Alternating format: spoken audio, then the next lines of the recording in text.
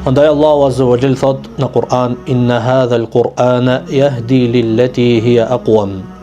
Me të vërtet ky Kur'an udhëzon dhe drejton drejt asaj të cilës është më e drejta, drejt asaj e cila është më e kompletuara, drejt asaj e cila është më e favorizuara për njeriu dhe për rrethin dhe mjedisin ku ai jeton. Thot Allahu Azza wa Jall pastaj: وَيُبَشِّرُ الْمُؤْمِنِينَ الَّذِينَ يَعْمَلُونَ الصَّالِحَاتِ أَنَّ لَهُمْ أَجْرًا كَبِيرًا. Dhe i përgëzon besimtarët, ata të cilët besuan në Allahun një,